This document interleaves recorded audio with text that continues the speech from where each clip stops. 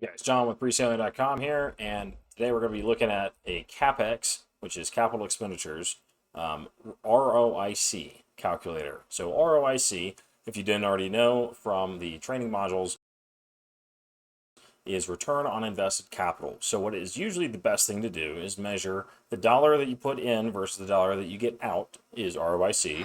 You want to measure different repair costs to see which one has the highest return and which ones have the lowest return. Now, it gets a little weird if you don't necessarily know for a fact something's going to happen. So then we rely on something called expected value, which is based off of probability. So I made it really simple. If all this sounds complicated, we made it really, really simple in this nice handy dandy calculator that's totally free, and you can get it on preselling.com. And I'll make sure to put a link in the bio, but keep in mind the link will be updated because we're transitioning onto a different website architecture. But you just go to preselling.com, it'll be under resources on the new version, and then you'll go to deal operations, and then you'll go to CapEx calculator. We have a lot of other resources all free in here.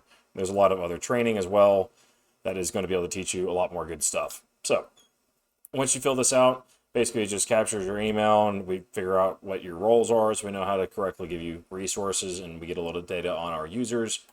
Then it will give you this, which is the CapEx ROIC calculator. So I'm just going to start top to bottom as we go, and apologize because when I do a lot of talking, I do need to drink some water, so I'll be drinking some water right now then. So we have the buyer negative perception factor. Let me zoom in here a little bit so we can see this even better, and I'll just scroll left and right. So the buyer negative perception factor is saying whatever the assumption is of if I leave something unrepaired, what would a buyer perceive it as? Twice as much to repair, right? So let's just say I don't replace the switches in a house and it costs me $50 to do it. The next person might say, oh, it's going to be $100 to do it. Right, so it's double, so that'd be 2.0. So in my experience, I think 2.0 is pretty fair. OpEx is operational expenditure.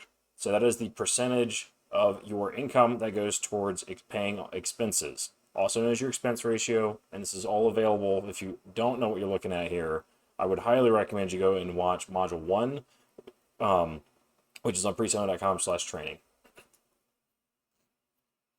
Okay, the next one is cap rate to value add. So what cap rate are you planning on using for the property that you are underwriting or the property that you currently own? So you would want to do the fair market cap rate. And again, if you don't know what that is, I recommend go watch Module 1. I'll make sure it's linked in the bio and description as well. So in summary, at the top here, we say buyer negative perceptive value 2.0, i.e. people are going to think it's twice as bad and twice as expensive than it really is. OpEx is we're just saying we're assuming it's at whatever percent OpEx that we state there, and then cap rate to value add, we're just saying it's at that cap rate. That is also known as a rate of return, but it's just capitalization rate. So now we're going to get to the nitty gritty. So and if all this is too much, it's probably because you're coming from strictly single family, and that's not how the rest of the world economy works. The rest of the world economy works off of stuff like this in multifamily, which is based off of cash flow. So cash flow, or technically net operating income. So NOI is net operating income, and that's saying your net income. So what we're going to do is if you have replacing roof of an apartment building, for instance, under column A, then I'm going to assume it costs $45,000 to repair. And then over here, it's currently that apartment building is bringing in $12,000 a month in rent. So given $12,000 a month in rent, based off the OpEx and cap rate above, it is worth $1.08 million of additional value to whatever was already there. In this case, it's the whole building. So we're saying the entire building has a positive value of 1.08. If we repair the roof, or we make whatever the repair is that needs to be done, what will the dollar a month rent increase be? So this, in this case, just replacing the roof, I don't know if we can justify a rent increase for this hypothetical scenario of whatever my property is I'm looking at. I don't think that I would be able to justify a rent increase, so I just leave it at 0. So then it will, the gray cells, by the way, are formulas, if you didn't pick up on that. If I don't repair it, what's the likelihood that someone's going to move out? So in this case, we'd say 50%, right? If you don't fix the roof and it's leaking all over you, it's like you're probably going to want to move out. So I might even want to put that a little higher. But what that does here is it says, if not repaired, the property value change.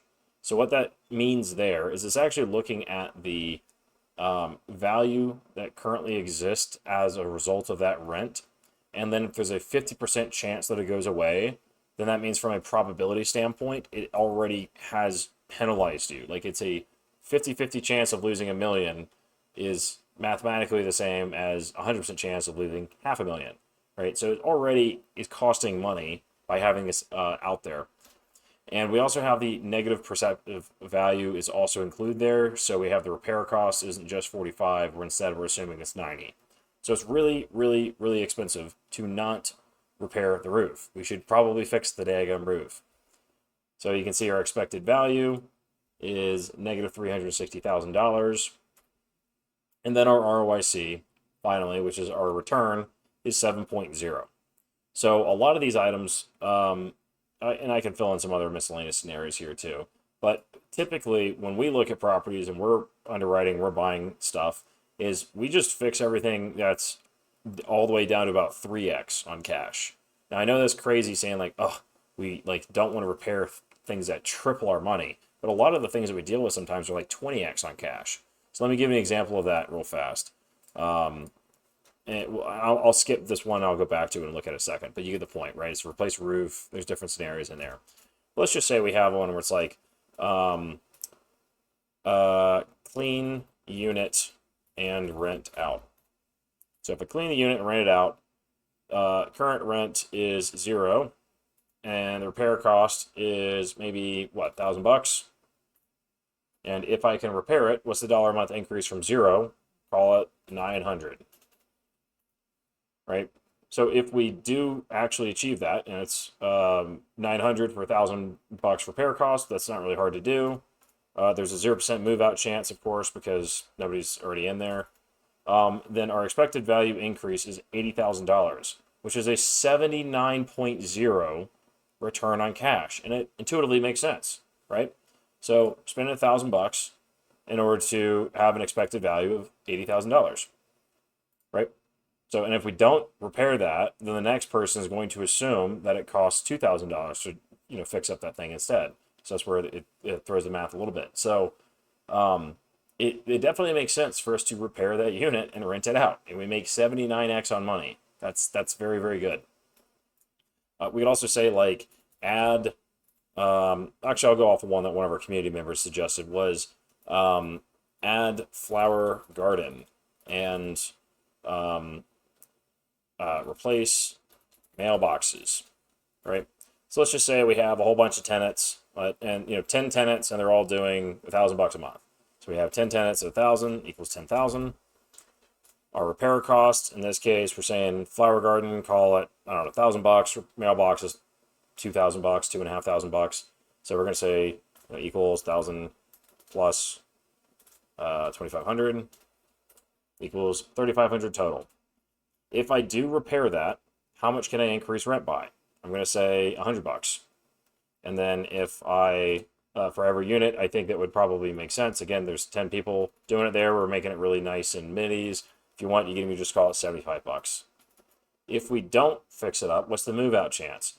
I would say actually pretty low, just because if we say 10% there, the chance of somebody moving out is pretty slim unless they're trying to specifically move to a better area that like has all the nice amenities.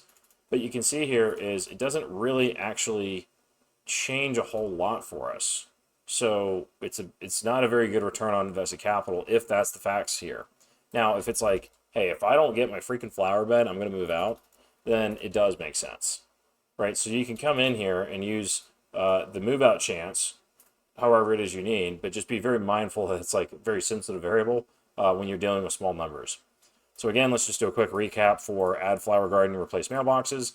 $10,000 a month rent currently, which creates a $900,000 value. It costs $3,500 to do it. We can justify doing, oh, you know what? This is my mistake. I should have done equals 75 times 10, right? That makes a little bit more sense. I apologize. That is 100% on me. So we're saying it's 10,000 a month, and then it's going to be a total increase of $75 a month per unit times 10 units. Would then be $750, which is going to add quite a lot of value. So then you can see maybe it's a 12x on cash. If we did like a higher move out chance, it just becomes more sensitive. If nobody's going to move out whatsoever, put it like a 2% chance. So then it actually could make sense there. So again, I apologize for not having that number in there correctly. If you're doing multiple units, just make sure to account for the numbers across the board. So we're just assuming it's a community flower garden in this case. If it was add flower garden and replace mailboxes and it was 3,500 per unit, then I could say that times 10. And then you could see it would not make any sense. It would actually be, if it was that much per unit, that would not be a very good return. I'd actually lose money in that case.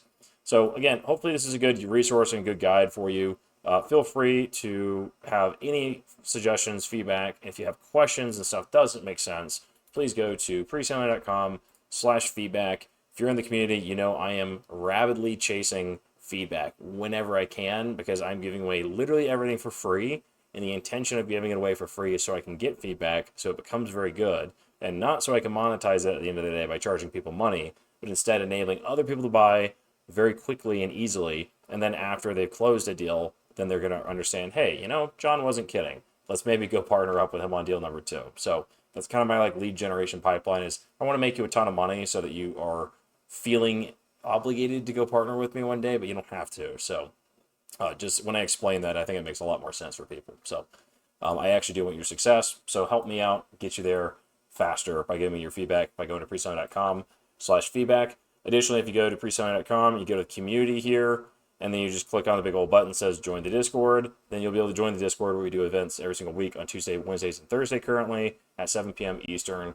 That's where we do networking hours, deal review where I underwrite stuff live, and then also on Thursdays we do Q&A as well. So hopefully you found this very helpful, and make sure to check out the link in the bio or in the description so that it's got all the resources you need in there.